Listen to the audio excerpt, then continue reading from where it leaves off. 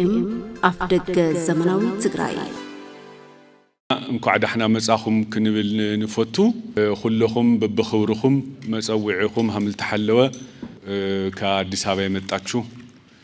እንኳን ደህና መጣችሁ ስለመናገርና ሰላምን ስለማድረግ ባውንደሪ የለውም ዘርም የለውም ብሔርም የለውም ዓለም አቀፍ ፍላጎት እንደሆነ የተረጋገጠ ጉዳይ ነው። ትግራይ ላይ ስለ ሰላም ሲነገር ትግራይ ላይ ሰላም የማይፈልግ ኃይል ስላለ አይደለም። በዋናነት ሁሉም ከጫፍ እስከ ጫፍ ሰላምን ስለሚረዳ ሰላምን ስለሚፈልግ ሰላም እንዲኖር ስለሚፈልግና በሰላም የሚገኝ ፍሬ ተጠቃሚ ስለሆነ ነው። አንደኛ ይሄ ነው። ሁለተኛ በክልሉ ጊዜያዊ መስተዳድር ኢኒሼቲቭ የተጀመረ የሰላምና መግባባት ጉባኤ አለ። አክሶት ይሄንን ጉባኤ ከጅምሩ ጀምሮ በሙሉ ልብ የሚደግፍና ይሄ ክልላዊ ጉባኤ ከሀገራዊ ጉባኤ ጋር ተያይዞ ለሚፈጠር የሰላም መስተጋብር ትልቅ ፋውንዴሽን ይሆናል ብለን እናምናለን። ለዚህ እንደ አክሶት ሙሉ ድጋፍ የምንሰጠው ለተግባራዊነቱ የምንራኮትበት የምንሮጥበት እንደሆነ በአክሶት ስም ለማረጋገጥ ፈልጋለሁ። ፕሬዘንቴሽን ይኖረናል። ጸጋ ዘአብ ካሕሱ የሚቀርብ ፕሬዘንቴሽን ነው።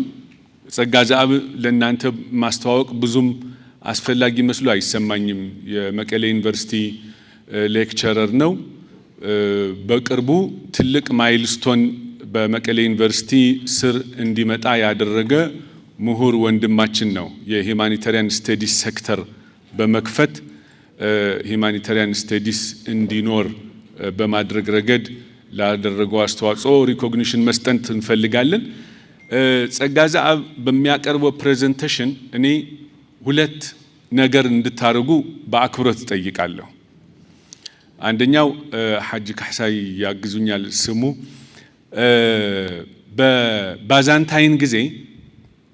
በባዛንታይን ጊዜ እስራኤል የምትባል ከተማ እስራኤል ትባል ከተማ ተሰዲንን ለአምሐርኛ ለኸይደል እናንተ ግልጽ እንዲሆንላችሁ ብዬ ነው። እስራኤል የምትባል ከተማ በጳጳስ ነበር የምትተዳደረው። ጳጳሱ ከንቲባዋም ነው፣ የሃይማኖቱም መሪ ነው። አጋጣሚ ሆኖ እዛ አካባቢ የነበረ ከእስልምና ጋር የተያያዘ መሪ እስራኤል ከተማዋን ኢየሩሳሌምን ለመውረር እንደሚያስብ ጳጳሱ ይሰማሉ። ምን ማድረግ እንዳለባቸው መከሩና ወደ ጦርነት ብንገባ ይህች ታሪካዊ ከተማ እስከነ ህዝቧ ለማናችንም በማትሆን መልኩ ትወድማለች። ለምን አንነጋገርም ብለው መልእክተኛ ላኩለት። ሐጂ ካሕሳይ ስሙ ማን ነበረ? የመሪው ዑመር ሆይ ናና እንነጋገር ብለው ጠሩት። እሱም ጥሪያቸው አክብሮ የእሳቸው ቤት ውስጥ ወንበርና ጠረጴዛ ላይ ቁጭ ብሎ ኢየሩሳሌም ከተማ ላይ ውይይት ጀመሩና አጋጣሚ ሰዓት ደርሶ አዛን ይሆናል። የአዛን ጥሪ ደግሞ ሁሉም ሙስሊም መስገድ አለበት።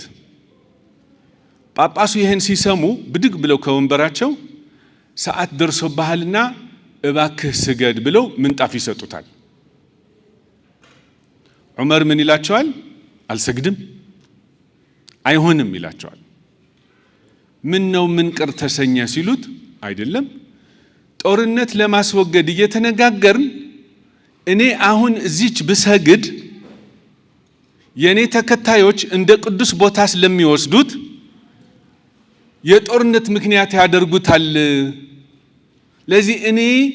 ጦርነት ለማስቀረት እየተወያየው ጦርነት የሚተው የሚያመጣ ታሪክ አልተውም። ስለዚህ ከዚህ የእርሶ ቅዱስ ቦታ ፈቀቅ ብዬ ነው የምሰግደው ብሎ ምንጣፉን ይዞ ሄደና ፈቅ ብሎ ራቅ ብሎ ሄዶ ሰግዶ መጣ። እውነትም እንዳለው ከአንድ ትውልድ በኋላ ያ የሰገደበት ቦታ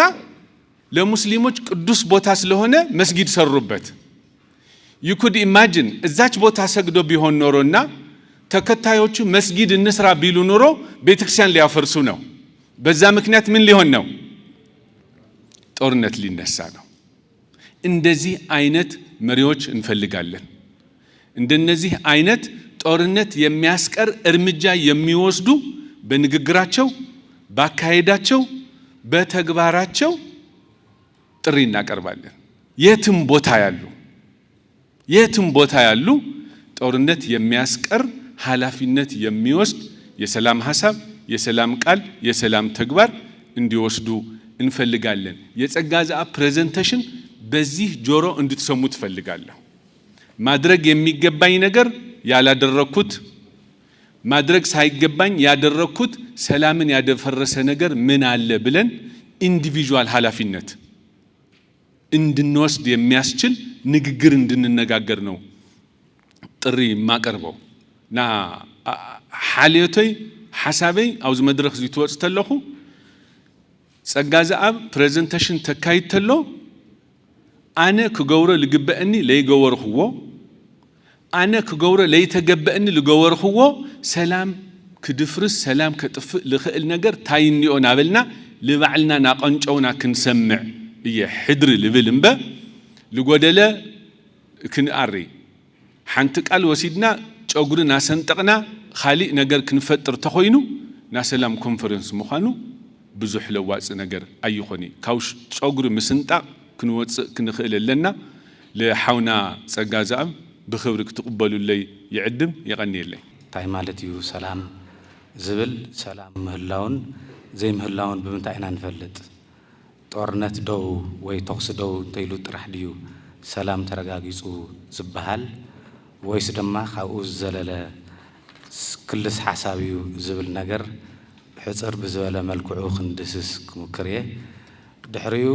እዘን ሲቪል ማሕበራት ትካላት ኣብ ህንፀት ሰላም እንታይ ዓይነት ግደ ይፃወታ ኣብ ካሊእ ዓለማት ዝብል ነገር ክንርኢና። ምክንያቱ እንታይ እዩ ዝኒኦ ዝብለሉ ዘለኹ እዘን ገበርቲ ሰናይ ኢልና ንፅውዐን ብተለምዶ ያው እኽልን ጨርቅን ጥራሕ ዝዕድላ ጌርና ስለ ንወስደን ኣብ ህንፀት ሰላም እዚ ዝበሃል ኣበርክቶ ከም ዘይብለን ክህልወን ከም ዘይብሉ እውን ኢልና ስለ ንኣምን ኮይኑ ግን ኣብ ዓለምና ፍሉይ ዝኾነ ዕዙዝ ዝኾነ ግደ ኣብ ህንፀት ሰላም ዝፃወታ ምዃነን ዝተወሰነ ተመክሮታት ከርኢ ክምኩር እየ። ካብኡ ትግራይ ኣብ ዝሕዚ እዋን ኣበየናይ ብርኪ ኣበየናይ ኮንቴክስት እኒኣ ዝብል ነገር ክንርኢና። ካብኡ ተበጊስና ድማ ተን ትካላት ሲቪል ትካላት ዘን ሲኦስኦታት ዝበሃላ ኣብ ትግራይ ኣበይ ኣለዋ ክንደየን ዝኾና ኣብ ምንታይ ከ እየን ስራሕተን ዝሰርሓ ዝብል ሕፅር ብዝበለ መልክዑ ክንርኢና። ብፍላይ ድማ ኣብ ሰላም ምህናፅ ኣብ ሰላም ምርጋፅ ዘለዎን ግደ እንታይ ይመስል፣ ኣብ ምንታይ ይነጥፋ ኣለዋ፣ ኣብ ምንታይ ከ እየን ዘይነጥፋ ዘለዋ ዝብል ነገር ሕፅር ዝበለ ፕሬዘንቴሽን ገብር ክሙክር እየ። ድሕሪኡ ያው ኣብ ሰላም ዝዓዘዘ ስራሕቲ ወይ ኣስተዋፅኦ ንኸይገብራ እንታይ ዓይነት ፀገማት ይገጥመአን ኣለዋ ብሪፍ ብዝኾነ ብሰላም ኣብ ዝምልከት ማለት እዩ። እሱ ክንርኢና። ድሕሪኡ ዘን ሲቪል ሶሳይቲ ኦርጋናይዜሽንስ ኣብ ሰላም ክገብርኦ ዝግባእ ኣስተዋፅኦ ንክገብራ እንታይ ክግበር ኣለዎ፣ እንታይ ኢና ክንገብር ዝግበአና ዝብል ከቕርብ ክሙክር እየ ማለት እዩ። ዘለኒ ሰዓት ሓፂር ስለ ዝኾነ ያው ሰላም ማለት ተኽሲ ደው ኢሉ ማለት ኣይኮነን ሰላም ልዕሊ ደው ምባል ተኽሲ እዩ ሶሻል ኮሄዥን ወይ ድማ ናይ ማሕበረሰብ ምትእስሳር ኣብ ቦትኡን ትህሉ ሰላም ኣሎ ክንብል ንኽእል ኢና ናይ ዕርቅን ናይ ፍትሕን ዕርቅን እንተሃልዩ ሰላም ኣሎ ክንብል ንኽእል ኢና ትካላት ቅድሚ ጦርነት ዝነበሩ ትካላት ቅድሚ ጦርነት ዝነበሩ ትካላት በቲ ዝነበርዎ ዘይኮነ ክኸውን ዝግብኦስ ሪፎርም እንድሕር ኣካይዶም ኦኬ ሪፎርም ኣካይዶም ማለት ካሊእ ማለት ኣይኮነን ያው ሰናይ ምሕደራ ክነግስ እንተኽኢሉ ልዕልና ሕጊ እንተነጊሱ ሓቓፋይ ዝኾነ ፖለቲካዊ ኸይዲ እንተሃልዩ ሰላም ኣሎ ክንብል ንኽእል ኢና ማለት እዩ ካሊእ ድሕሪ ጦርነት ዝመጽእ ሕብረተሰብ ትራውማታይዝድ እዩ ስለዚ ካብ ስነ ልቦናን ናይ ስነ ኣእምሮን በሰላ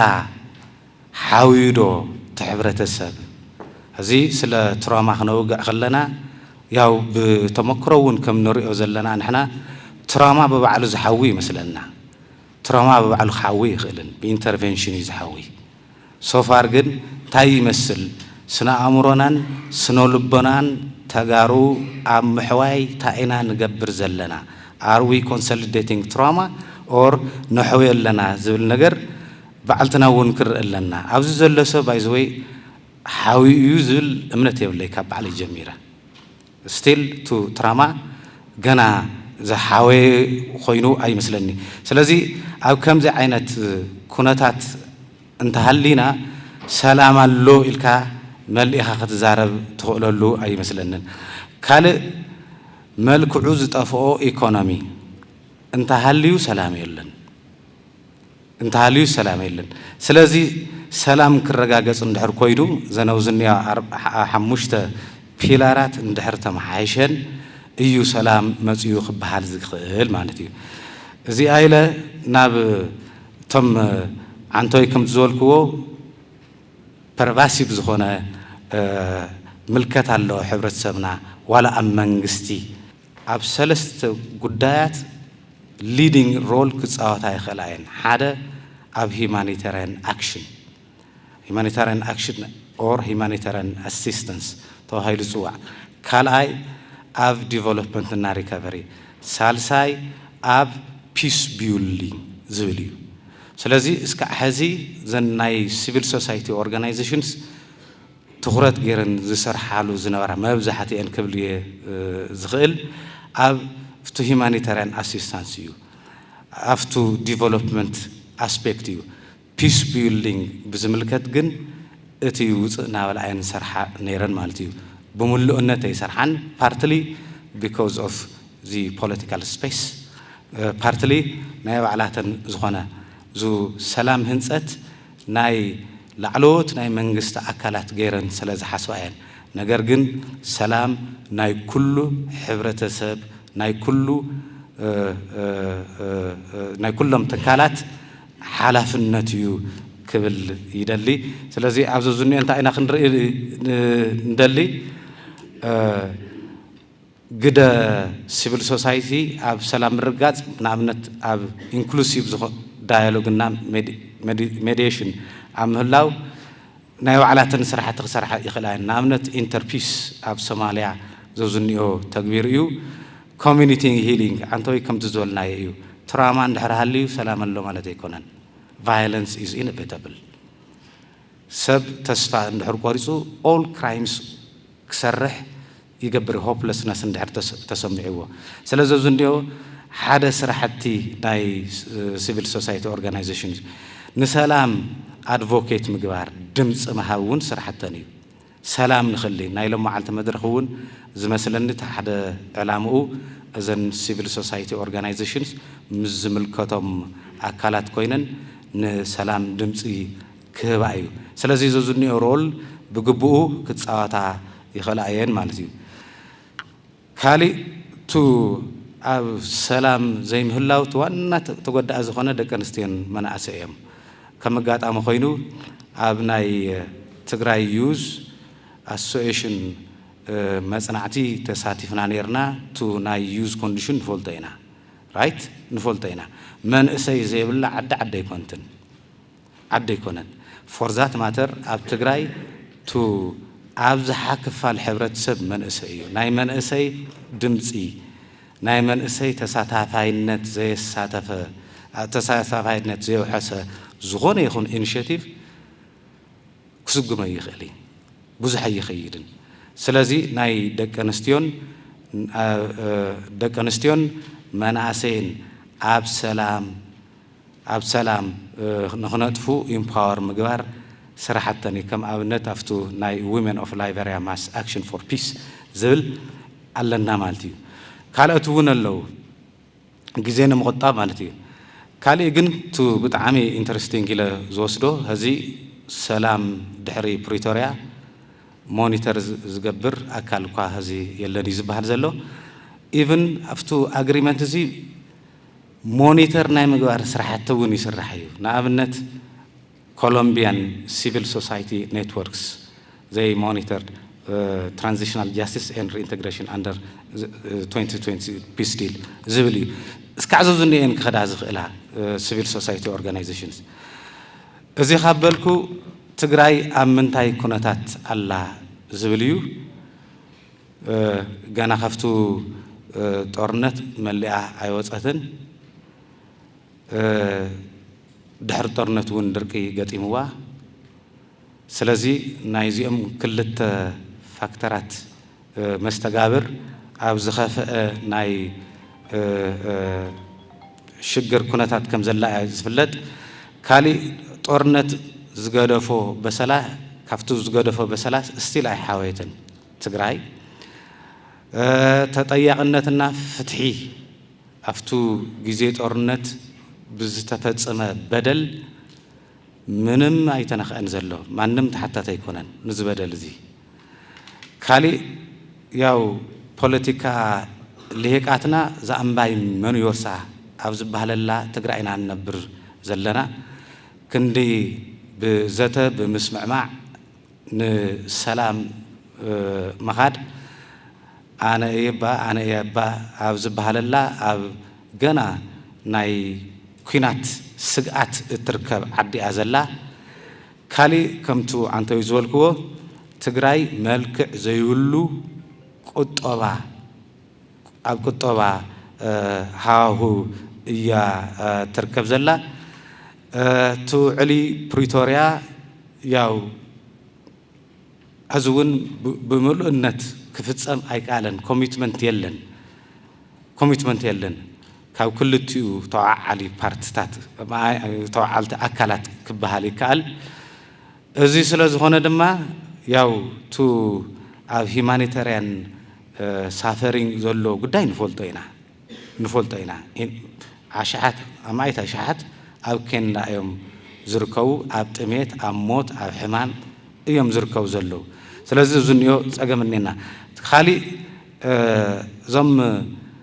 ዓንቲ ወይ እምባይ መን ይወርሳ ትብል ነገር እንድሕር ቀፂላ ኮይና ተቐፅል እንድሕር ኮይና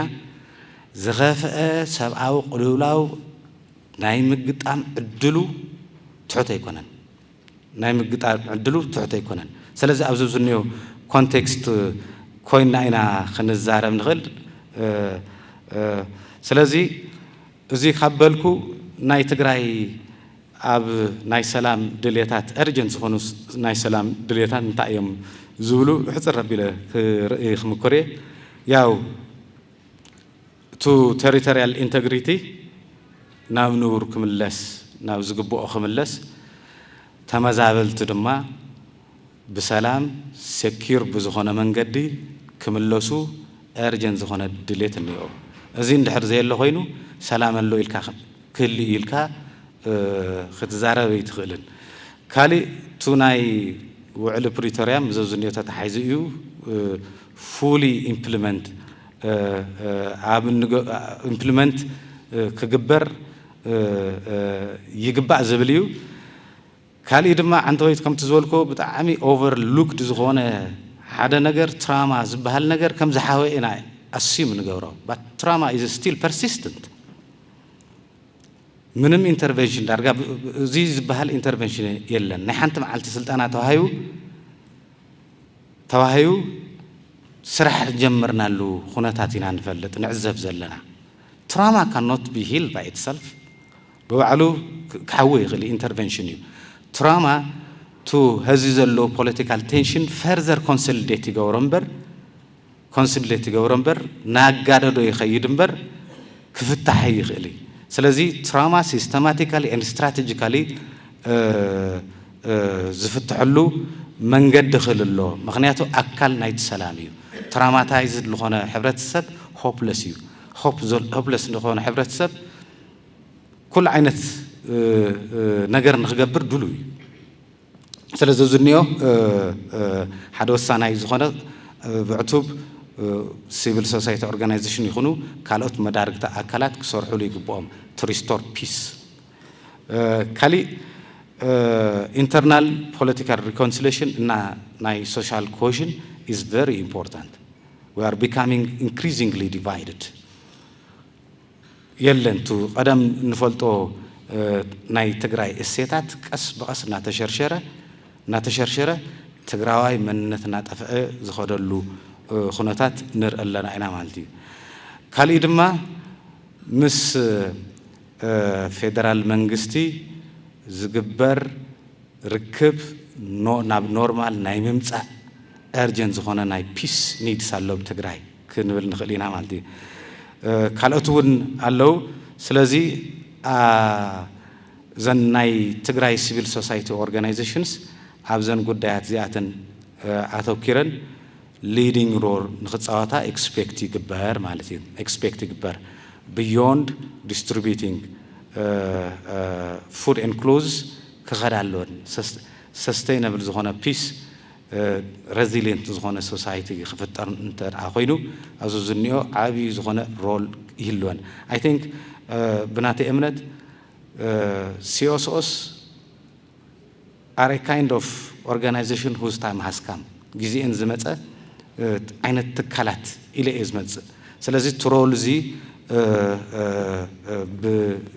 بقطعو فليتن leading role كتصاتال اللون إلى يعمل مالتي دحر سلا ناي تجراي civil society organization mapping بزتوس أنا ملكعو زي درجة قد ما حد عمت زجاجر ما صنعتيو أنا وانتسات فل نيرة زنوزنيها أب تجراي كندي أخلا civil society organization الله أبي كإن يركب عزبل لعلى 400 الله actually جن operational سرحتي بيت صحفة زلون جن 204 نيرن سلازي تو تنزوزها نايتن local civil society organization تنسمع عن شوعتن أما غلين كاو قتصيلو شرعية قتصيلو دما أيمن هو يا شراء كاو قتصيلو عدقراتن أو أكسومنيان زركاوا مالتي كاو تو انت عينت civil society organization سالو أنا زبل 57 بورد ليدين خلته charitable committee تن 38 association ترزي تعالى الله زوجني يمثل مالتي يا خمتو تو نوري زلنا انت اي زرعي أبستو سنة ختماتات أب طرحيا تن civil society organization زلوا سلازي ناي equity issue ياو زلعلي يزخون to geographic coverage نايزن civil society organizations زي خبالكو نابئي خيد أمتاين أتوكيرن سرحة زبل ياو تن dominant أب education ين سمانين كل 10% دحريو health أب peace and security 45 مالت أب health ون سريحين أب education سريحين أب shelter سريحين still جن as part of their programming أب peace and security زجبرة 45 كالي public policy and advocacy يا 58 اللوا أب networking نا coordination سرحة دما 44% النوع مالدي دحر أب تن specifically a peace سرحتي أو سلام سرحتي سرحة እንታይ እየና ስርሓ መጽን ዝብል ክንርኢ ከለና በተለይ ድማ ቱ ኣክሶት ዶሚናንት ዝኾነ ስራሕቲ ሰላም ንኽህሊ ናይ ክህሊ ናይ ኣድቮኬሲ ፖሊሲ ስቴትመንትስ ሪሊዝ ምግባር ብዙሕ ስራሕቲ ክሰርሕ ጸኒሑ እዩ ተን ካልኦት ሲቪል ማሕበረሰባት ድማ ኣብ ትራማ ሂሊንግ ኣብ ሳይኮሶሻል ሰፖርት ኣብ መሃብ ያው ኣብ ኮሚኒቲ ዳያሎግ እና ሶሻል ኮሄዥን ክህሊ ኣብ ምግባር ኣብ ፒስ ኤዱኬሽን እና ካልቸራሊ ሩትድ ዝኾኑ ሜዲሽን ስራሕቲ ክሰርሓ ጸኒሐን እየን ሕዚ ዘብዝኒዮ ተሳትፎ ከምቱ ንሪኦ ዘለና ኣብ ትሕት ዝበለ ናይቱ ፒስ ቢልዲንግ ፕሮሰስ እየን ዝሳተፋ ጸኒሐን ኣብቲ ልዕል ዝበለ ኣብቱ ልዕል ዝበለ ናይ ፒስ ቢልዲንግ ፕሮሰስ ግን ተሳትፎን ብጣዕሚ ሊሚትድ እዩ ዋይ ስለምንታይ ዝብል ሓደ አንቱ ይዝብልክዎ እዮም ፐርቫሲቭ ዝኾነ ናይቱ ሕብረተሰብ ይኹን ናይ ፖለቲከኛታት ፐርሰፕሽን እኒኦ ሲቪል ሶሳይቲ ኦርጋናይዜሽንስ ጨርቅን ክዳንን እየን ዝዕድላ ዝብል ኣመለኻኽታ ነቱ ናይዘን ትካላት ኣብ ልዕል ዝበለ ፖለቲካዊ ኣጀንዳ ንኸይሳተፋ ናይ ባዕሉ ጸገም ፈጢሩ እዩ ካሊእ ፖለቲካል ኣክቲቪቲ ናይ መንግስቲ እዩ ጥራሕ ኢልካ ምእማን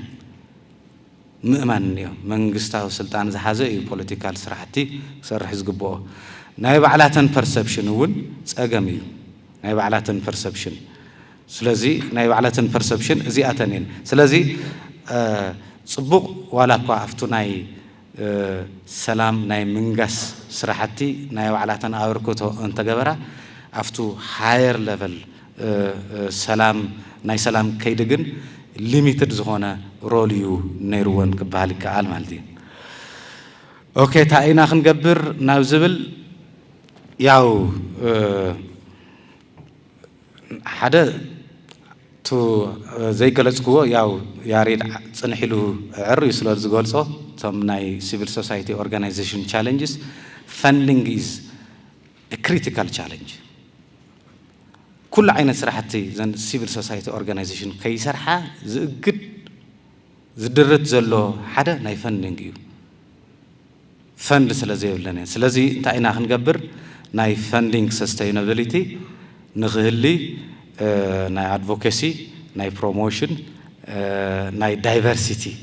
ዳይቨርሲፋይ ፈንዲንግ ሶርስስ ዳይቨርሲፋይ ኣብ ምግባር ስራሕ ክስራሕ ኣለዎ ዝብል ሓሳብ እንዮ ካሊእ ትዘሎ ብኣክሶት ይኹን ብኻልኦት ዘሎ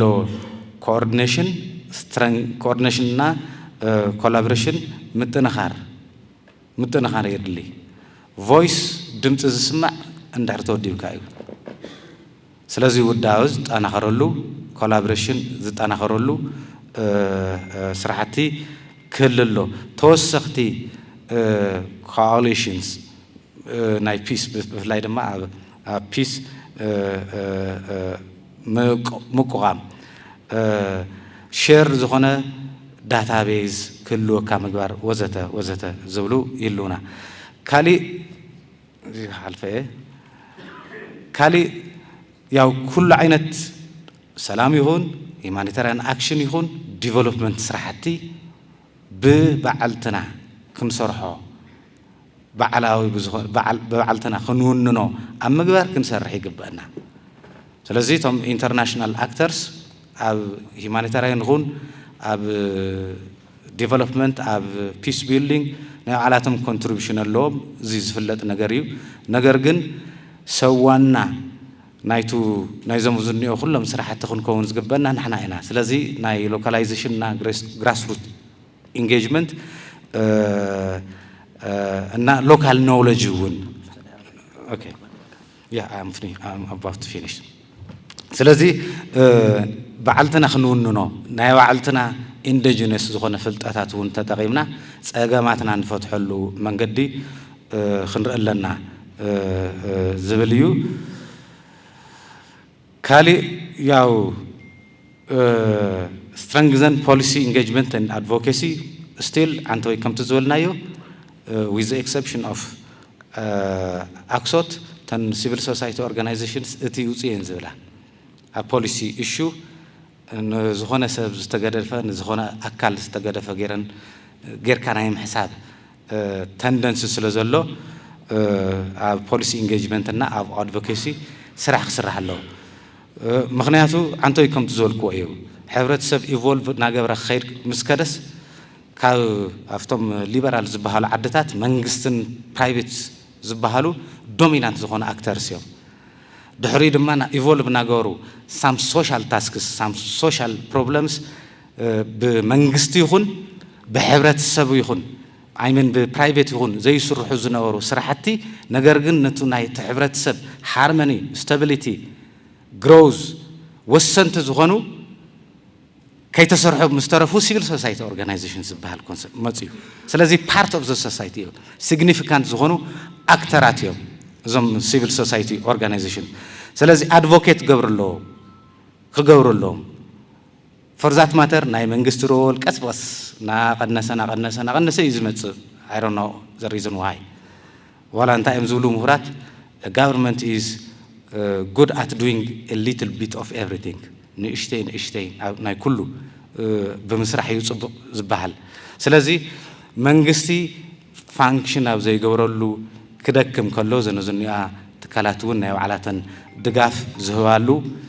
ባዕላተን ናይ ፖሊሲ ኢንጌጅመንት እና አድቮኬሲ ዝመሓሸሉ ስራሕቲ ክልሎ ዝይልዩ ከም ኮንክሉዥን አንተ ይዘልክዎ civil society organizations are the type of organization whose time has come they can contribute a lot in peace building in development and even in humanitarian aid ስለዚህ ዘውዝኒዮ ዝብልዩ ተን እዚ ኾና ተኾይነን ግን ተን ዋና ቻሌንጅስ ዝገጥመን ዝግባእ ግደ ከይጻወታ ከም ማሓንቆ ከም ዕንቅፋት ኮይነን ዘለዋ ጸገማት እንተ ተፈቲሑ ምስ ዝምልከቶም ካልኦት መዳርግቲ አካላት እውን እንድሕር በስምረት ሰሪሐን ትግራይ ትደልዮ ኢትዮጵያ ትደልዮ ሰላም ዓመምጻእ ናይ ባዕላተን ኮንትሪቢዩሽን ክጻወታ ይኽእላየን ዝብል መደምደምታ ክህብ ቀኒለይ ስለ ሰማዕኹም ሞ ሓውና ጸጋዛብ በትምህርትን በተሞክሮን ካብ ዝረኸቦ ፍልጠት ሓዊሱ ዓለም ለኻው ተሞክሮታ ይመስል ናይተን ሲቪል ሶሳይቲ ስራሕቲ እንታይ ክኸውን ኣለዎ ጸገማተን ከመይ ክፈትሓ ከም ዘለወን ዝርዝር ኣቢሉ ኣቕሪቡልና ኣሎ ካፍተን ዘለንተን ኮር ዝኾና ሓደ ሓሙሽተ ዝኾና ንምውሳድ ድና ኣብ ናይ ትግራይ ዝገጠመ ደማዊ ኩናት ድሕረ ኩናት ክገብርኦ ዝግበአን ኣብ ሓሙሽተ ክፈልየን ሞኪረ ኣለኹ ኣነ ገበርቲ ሰናይ ትካላት ወይ ሲቪል ሶሳይቲ ንብለን ንትርፊ ዝቆማ ኣይኮናን ንመክሰብ ዝቆማ ኣይኮናን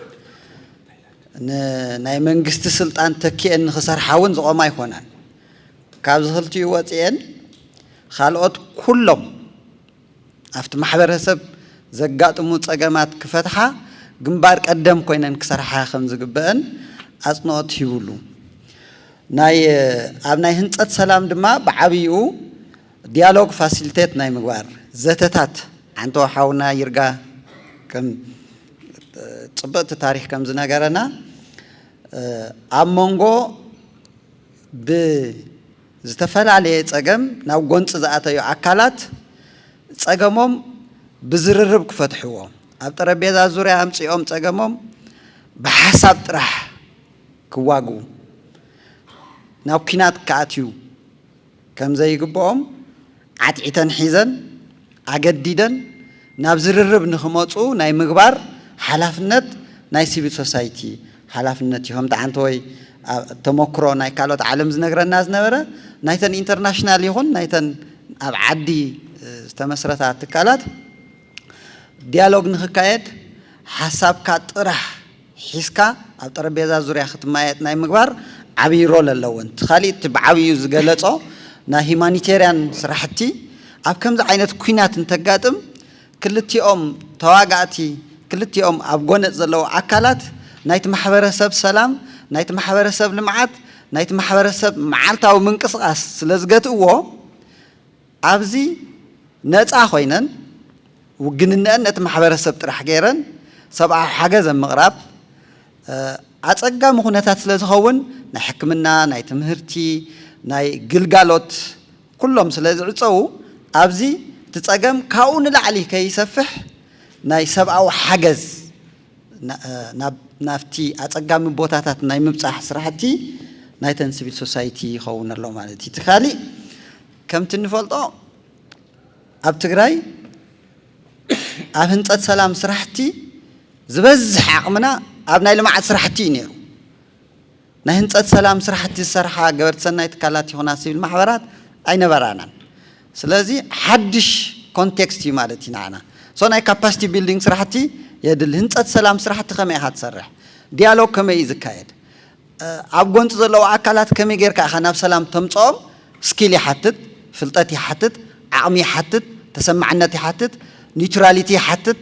ብዙሓት ነገራት ይሓትት እዩ። ስለዚ ህሩግ ኢልካ ተኣትዎ ኣይኮነን ሶት ናይ ካፓሲቲ ቢልዲንግ ስራሕቲ ናይተን ሲቪል ሶሳይቲ ስራሕ ክኸውን ከም ዘለዎ ኢና ርኢናዮ። እቲ ካሊእ ናይ ሞኒተሪንግ ኤንድ ኣድቮኬሲ ኣብ ትግራይ ንእሽተይ ኣብቲ ናይ ፒስ ናይ ፕሪቶሪያ ስምምዕ ነቲ ናይ ሞኒተሪንግ ስራሕቲ ንኣፍሪካ ሕብረትን ንኣውሮፓ ሕብረትን ነቶም ዓበይቲ ዓድታትን እዩ ተገዲፉ። ኣብቲ ናይ ካልኦት ዓድታት ተመክሮ ከምቲ ዓንተዎ ዘለዓለልና ሲቪል ሶሳይቲንቲ ሞኒተሪንግ ከካይድኦ ዝግብኦ ስለዚ ኣብዚ ናይ ኣድቮኬሲ ስራሕ የድልየና ማለት እዩ። ናይ ምጥባዕ ናይ ምውትዋት ናይ ምዝርራብ ምስቶም ኣካላት ከድልየና እዩ እየ ወሲደ። እቲ ካሊእ ኢንክሉሲቭ ኤንድ ናይ ህንፀት ሰላም ስራሕቲ ክንሰርሕ እንከለና ከምቲ ዓንተዎ ዝበሎ ንኩናት ጠጦ ስለ ዝበለ ጥራሕ ሰላም ኣሎ ኢልና ኣይንሓስቦን። በቲ ኩናት ምክንያት ኩሎም ግልጋሎታት ዓንዮም እዮም። እቲ ማሕበረሰብ ኣብ ልዑል ናይ ትራውማታይዜሽን ክስታይ እዩ ዘሎ። ንሕና እውን ነፍታ ብዝርከባ እንሰርሓ ናይ ትራውማ ክስታይ መፅናዕ ተካይድና ነርና ኣብ ትግራይ ዘሎ ናይ ትራውማ ሌቨል ተሓምሻይ ደረጃ ዝበሃል ብምኽርን ብስልጠናን ጥራሕ ዝፍታሕ ዘይኮነስ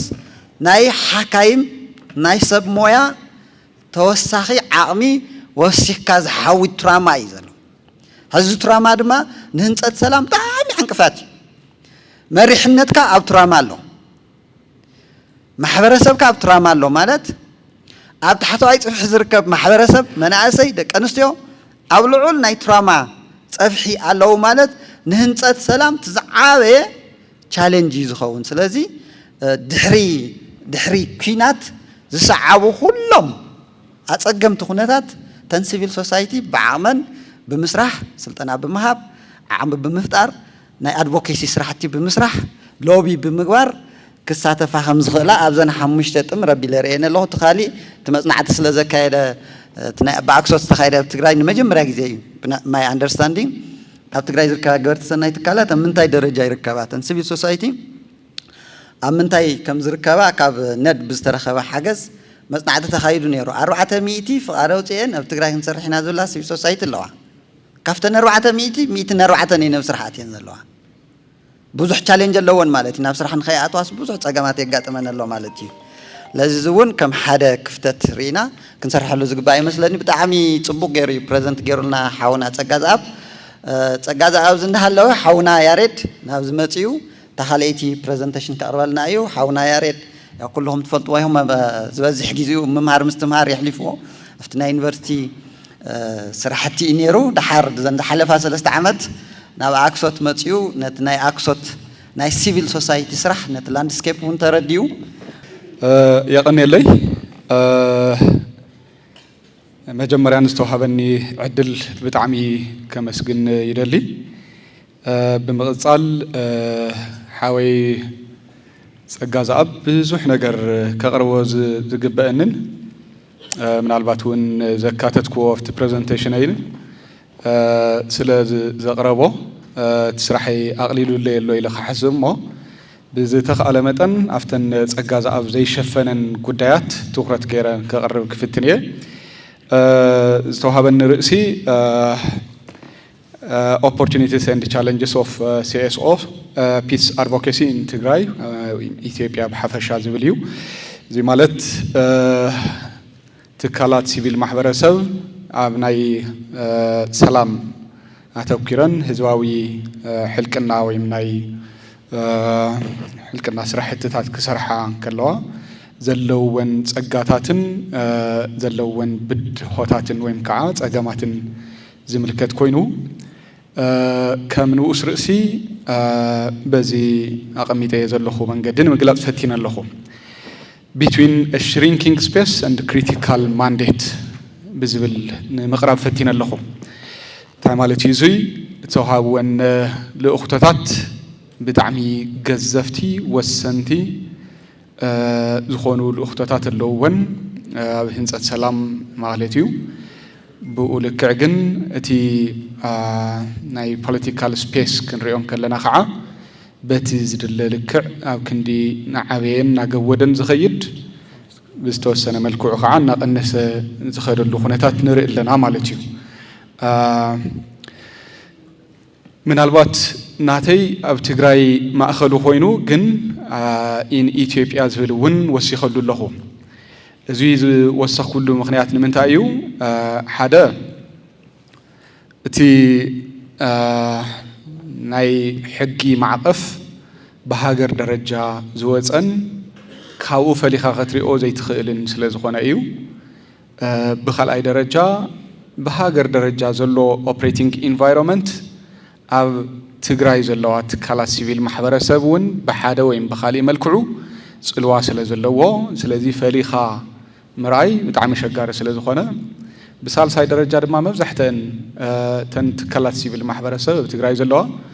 ኣብ ፌደራል ዝተመዝገባ ስለ ዝኾና መብዛሕተን ዋላ ይንበለን ብዙሓት ብውሕዱ ብዙሓት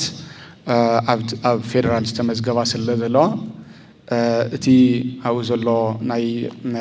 ሌጋል ፍሬምወርክ and ናይ ፒስ ኢኮሲስተም ስለ ዝጸልወን ማለት እዩ ስለዚ ቅኒቱ በዚ አንጻር ክትሓዘለይ ይደሊ ዓውዱ በዚ አንጻር ክረአየለይ ይደሊ ከም ትሕዝቶታት ናይቲ ዘቕርቦ ፕሬዘንቴሽን እዚ ይመስል ዝርዝሩ ሓደ በሓደ ስለ ዝኸደሉ እና ምግላጹ ዘድለይ ይመስለንን ጊዜ ንምቁጣብ ዝኣክል ስለዚ እዚኣ ፓርቲ እዚ ኦልሬዲ ጸጋ ዝኣብ ስለ ዝሸፈኖ ሙሉ በሙሉ ክሓልፎ እየ ሮል ኦፍ ሲኤስኦስ ኢን ፒስ ቢልዲንግ ኤንድ አድቮኬሲ ዝብል ወይም ግደ ሲቪል ማሕበራት ኣብ ህንጸት ሰላምን ኣብ ህዝባዊ ሕልቅናን ዝብል ሙሉ በሙሉ ዓንቶ ብደንቢ ገይሩ ስለ ዝገለጾ ጊዜ ካብ ምብኻን ሓሊፉ ብዙሕ ዝውስኾ ነገር የብለይን ክሓልፎ እየ ትኹረተይ ኣብ ትካላት ሲቪል ማሕበረሰብ ግደ ትካላት ሲቪል ማሕበረሰብ ኣብ ህንጸት ሰላም ኮይኑ ብፍላይ ድማ ኣብ advocacy መዳይ እዩ ኣብ ህዝባዊ ሕልቅና ወይ ኣብ ሕልቅና እንብሎ ማለት እዩ ፒስ advocacy ሶ ሰላም ማእኸል ዝገበረ ህዝባዊ ሕልቅና ብትካላት ሲቪል ማሕበረሰብ ዝካየድ ህዝባዊ ሕልቅና እንታይ ማለት እዩ ዝብል መጀመርያ ዓውዱ ነፂረ ክሓልፍ ይደሊ ማለት እዩ ፒስ advocacy እንብሎ ብጣዕሚ ዝተወደበ ኩሉ ግዜ ከዓ ሰላማዊ ዝኾነ ናይ ሕልቅና ስራሕ ኮይኑ እቲ ሓደን መሰረታዊን ዕላማኡ ፖሊስን ውሳነታትን ኢንፍሉዌንስ ምግባር እዩ እቲ መሰረታዊ ዕላማኡ ማለት እዩ እዚ ኢንፍሉዌንሲንግ ፖሊሲስ ኤንድ ዲሲሽንስ ኣብ ምንታይ ማእኸል ዝገበረ ሓደ ጎንፂ ኸይለዓል ካልኣይ ጎንፂ ብዝኾነ ኣጋጣሚ እንተተላዒሉ እውን እቲ ጎንፂ ዝፍትሐሉ ኩነታት ኣብ ምምችቻው ሳልሳይ እቶም ናይ ጎንፂ ምንጭታት ዝበሃሉ ስር ነቀል ብዝኾነ መንገዲ ንኽፍትሑ ትራንስፎርም ኮንፍሊክት ትራንስፎርሜሽን ንብሎ ኣብዚኦም ዘድሃቡ ስራሕትታት እዮም ቶም ናይ ፒስ ቢልዲንግ ስራሕቲ ንብሎም ብሓፈሻ ማለት እዩ ብፍላይ ድማ ናይ ብሕልቅና መዳይ ክንሪኦም ከለና ማለት እዩ ካብ ቀፂሉ ትካላት ሲቪል ማሕበረሰብ ዝሰርሕዎን ክሰርሕዎ ዝግባእን መሰረታዊ ዕማም ናይ ግዳያትን ናይ ብፍላይ ድምፆም ላውድ ዘይኮነ ብዝተፈላለየ ምክንያት ድምጾም ዘይስማዕ ዝበሃል ወይም ዝተዓፈነ ዝበሃል ወይም ከዓ ድምጾም ንኸስምዑ ዕድል ዘይረኸቡ ማርጂናላይዝድ ግሩፕስ እንብሎም ድምፂ ክስማዕ ምግባር ማለት እዩ ምክንያቱም ሕብረተሰብ ዝውከል ብተወከልቱ ኣቢሉ ስለ ዝኾነ ትካላት ሲቪል ማሕበረሰብ ከዓ ናይ ዝተፈላለዩ ናይ ማሕበረሰብ ውዳበታት ናይ ክፋላት ማሕበረሰብ ወከልቲ ስለ ዝኾና ማለት እዩ ብምቕጻል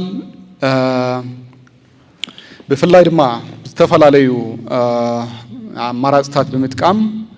ናይ ፐብሊክ ኦፒንየን እንብሎ ወይም ከዓ ናይ ህዝቢ ርእይቶታት ብፍላይ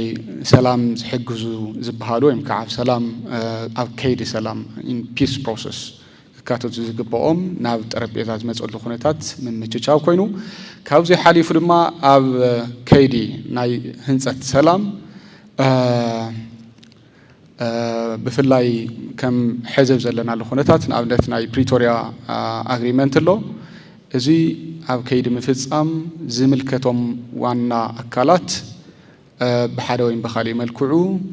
ከይፈጸምዎ እቶም ዘለዎ ኮሚትመንትስ ከይፈጸሙ እንተተሪፎም ተሓተቲ ዝኾኑሉ ኩነታት ምምችቻው ክንደይ ናይ ዝኣክል እዚ ዓቕሚ ሃልይዎን ይገብርኦ ካሊእ ጉዳይ ክኸውን ይኽእል እዩ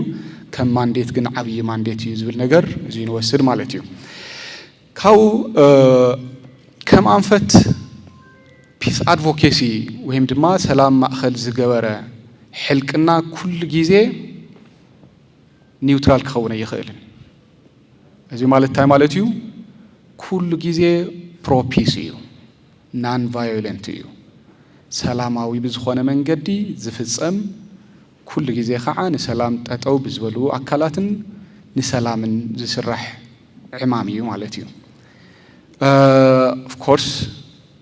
ሰላም ንምምጻእ ዘድልዩ ብዙሓት ኢንፍራስትራክቸርስ ከድልዩ ይኽእሉ እዮም እሳቶም ብምውጋን ክስራሕ ይኽእል እዩ ግን ኩሉ ግዜ መበገሲኡን መወዳእታውን ሰላምን ጥራሕ እዩ ዝኸውን ማለት እዩ ከመይ ገይረን ይኸድኦ ዝተፈላለዩ ዓተ ኣማራፅታት ኣሎ ካብ ምንም ላዕሊ ግን ከም ኣፕሮች ኤቪደንስ ቤዝድ ኣድቮኬሲ ዝበሃል መሰረታዊ እዩ ኣብ መረዳእታ ዝተመስረተ ናይ ጎስጓስን ሕልቅናን ስራሕቲ ክሰርሓ ይግባእ ካብዚ ወፃኢ ክኸውን እንከሎ ኒውትራል ኣይኸውንን ኣሸጋሪ እዩ ዝኸውን ማለት እዩ እንታይ ዓይነት ስራሕ ክሰርሓ ይኽእላ መፅናዕቲ ከካይዳ ይኽእላ እየን ሰላማዊ ሰልፊ ከካይዳ ይኽእላ እየን ዳያሎግ ንክካየድ ክሕግዛ ይኽእላ እየን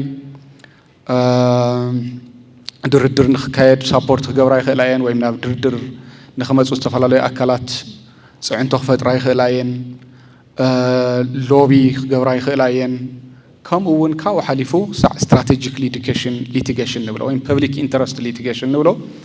ንህዝቢ ብምውካል ክሳዕ ናይ ክርክር ኣማራፅታት ክጥቀማ ይኽእላ እየን ማለት እዩ እዚኦም መንገድታት ምጥቃም ይኽእላ እየን ሶ ፒስ ኣድቮኬሲ እዚ እንድሕር ኮይኑ እዚ ካብ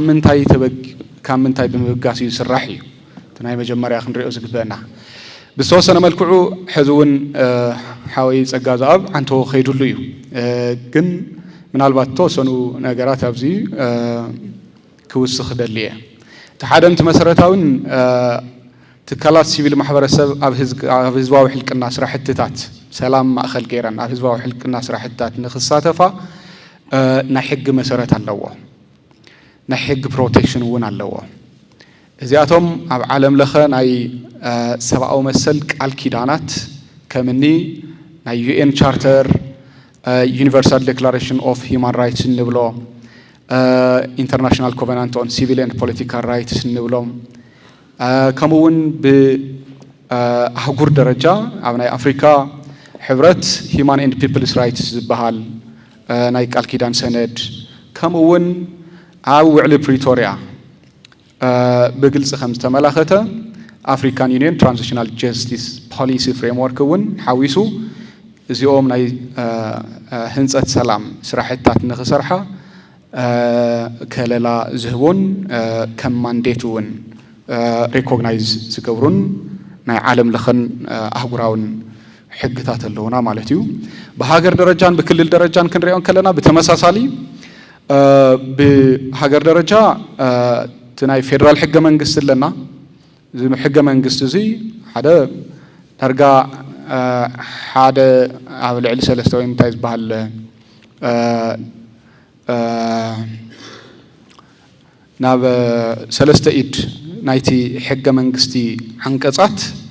أب سبعون ديمقراطياون مسألات تخرج زجبرة خوينو كافتهم غارانتي زجبرة مسألة أو مسألات تحدا حسابنا يمجلاسيو سلفنا يمكياديو كمون يمودابيو بتمساسالي ناي فيدرال تكالاتسي بالمحبرة أواج النولو فيدرال سياسو بروكلاميشن أواج كوزري 10 كافتنا يكرم حزن برا أواج كوزري شدشتن حمسان بزبالة تي عودي أسفحوا ويركب مالتيو كرم حزن خم تفلتوا أفتنا كرم حزن برا أواج بفلاي تكالاسي بالمحبرة سب أبناي political advocacy أبناي political ومحدران سناي محدار وزيت مساسل أبناي هنسة سلام حويسو ناي political حلقنا ما أخل زجبرة سرح نخي سرحة زجدب عينت حق نيرو حزي ملو بملو تحقسو بزحدش حق زي تتكيو بأواج قصري 10 تشحن 10 وين بأنا دماغ تشحن 10 عام تمرت مالتي زي توما حق منجست استقامتو مسألات ناي موداف سلف ناي مكياد ناي هزوا حلق الناس ناي political advocacy سرحتات ناي مسرح including قدر ناي سلام أب هنسة سلام سرحتات نخعمان خوافرة مولو recognition ذهابا protect زجبرن نحق مع قفني هنا مالتيو بتمساسالي ناي كلنا حق منجستن أواج قطري 320 شوعاتن 11 عام تمرت زوجة مالتيو almost verbatively تهي federal تكالاسي بالمحبرة زلو حقي كم زلو تقبلوا adopt غيره ولو مالتيو ስለዚህ አቶም ናይ ሕግ መሰረታት እንሄውን ናይ ህዝባዊ ሕልቅና ስራሕ ንኽሰርሓ ማለት እዩ እንደን እዚ እንድሕር ኮይኑ ኣብ ትግራይ ይኹን ኣብ ኢትዮጵያ ኣብ ህዝባዊ ሕልቅና ሰላም ማእኸል ዝገበረ ህዝባዊ ሕልቅና ናይ ምስራሕ ሙሉእ መሰለ ኣሎ ብሕገ መንግስቲ ይኹን በዞም ናይ ዓለም ለኸ ሰነዳት ከምኡውን ብክልላዊ ሕግታት ሙሉእ ኣፍልጦን ከለላን ዝረኸበ እንድሕር ኮይኑ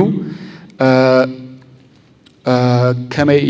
يناي هنسة سلام سرحتها أو advocacy مدايت كلا سيفل محبرة سرحة زلوا سرحة أنت عينت أجاتات النهوان أنت عينت challenges ويك عبد هوتات أجمعت كيجات ومن اللوزبل كأسيلو استوسنا خاطر وإيه مالتيو إذن أي إثيوبيان ناي تجراين زلوا كونتات زملكت حوالي أجازة عنتو بدن بس لزغراو حزون كحلفو بفلاي نهاي تجراي زلوا خناتات بحثير قانقان مجلس أو كل مداوي كلولاو زلا خلل إلنا خنقلصون خيرنا بإيكونومي مدايو ببوليتيكا مدايو بتايز بحال هيمانتريان مدايو سبعو كلولاو زلوا خناتاتي زلوا بوليتيكا خناتات كنريون كلنات بريتوريا أجريمنتز بحال باقوابو زي تفتصم خناتاتي زلوا الذي بوسن ملكوعو تتكبيرو جن almost مولو بمولو تزيبناون significantly زي تتكبره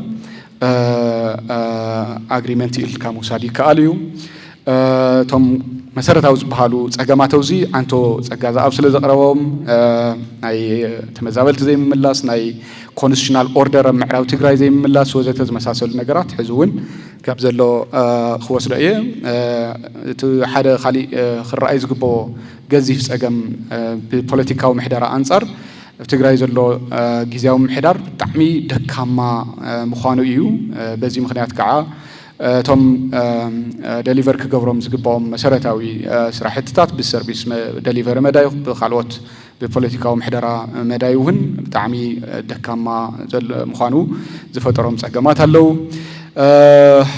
the humanitarian مدى يخنري كلنا almost عالم كاب زلوا تم عبيت زبالو crisis حدا يونايتد راي crisis الكامو سادي كالي أخل تمتى يركب اللودا يركبن زلوا خالي قداي كوينو مالتيوم حزون معات بمليون زوجر رداء دلاي سبعة حاجز دلاي جندما زي قربلو محبرة سبلنا تناي IDP crisis كم تنفلتويو تقل زي ولو ناي security كونتات تعم فراجايليو ناي economy كونتات كنري أنكلنا وين ناي infrastructure بتعم decimated كوينو عنوت تعنو زقات عن عنوتات نفلتويو then meaningful زخنا ناي داقم هنساتن داقم حويتن صراحتي من دارجا زي تجمروا دارجا زي خالص دارجا almost زي تجمروا يجيل كموساري كقال سو خمسة معينة معت أجمعت زلوا لخناتاتنا نركب ثم ناي تمزابلتو جناتنا زقات مام زلوا على تاوس أجمع تنفلتويو كساع بزبئي صنات دك أنستيو زبلعون حدا جاز وزحهم بتعمل زي حزن كناتات الله these all things نهالو تناي advocacy راح جن كندينا إذا أكل نعمل لنا زبل نجاري بحفشة توم مسيرة هاوز بحالو عدلات كم عدل بحالو وين بخالي ملكو عنا جلس كوز أنا حقو زيهم بملهم توم زجلس كومس أجمعت advocate نخن جبر زجددو خناتات يوم بحسيرو مجلاس مالتي advocacy كنسرح زجددنا مسيرة هاو خناتات يوم الكام مجلاس إكاليو توسختي مع عدلات جنا اللونا تحدث حق خوينو تي كالايتي ناي بريتوريا وعلي خوينو زي ما فتسامو بعدون of course سأقاري خوين نروح حدقة خالي قداي خوينو جن advocate نخجبرات كلا سيفيل محبرسب كم جدًا زجدد كنتات تالله إلنا خنوصلون خلينا أمن تاي مداي advocate مقباري كأل هذا مولو بمولو implement نخجبر نختجبر humanitarian access أو حجز نخمس فتحن تحت النت مدايو تم ناب قنصي زمرحوت انكتات transformed نخونو transforming the cause and consequence of the conflict زبل وذته زياتو من كالوتن بوسات نخيلنا بفلاي كعاب أنتو تجازا أبز جلسوا جن بزح دين خدل زلنا أب monitoring مدايم على تيو نايب وعلي بريتورياز بحال كندينا إذا أكل يفلس أمله كندينا إذا أكل أي يفلس أمن زبل evidence based زخونا advocacy عم مسرح عبيوسون النثل لنا مالتيو كاو تن تكلا سيفيل محبرسب تحد عبي زلون تأكا grassroots level مهلاوني أو تحتي access اللون نايت محبرسب social fabric زفلتان زرداني نايت محبرسب أكلاتين so even كم تفلتوا دحرتي community بعلو دحرتي محبرسب first responders بهالاين أو تحتي سلزلون نايت محبرسب أكل سلزوانا لذي زي معينة عدلات اللون حزد ما عنتو نوستوس أنا ملكو عن مجلس كان زفتنكو بفلايتي زلوا ناي political ومحدرات زلوا كفتت بعلو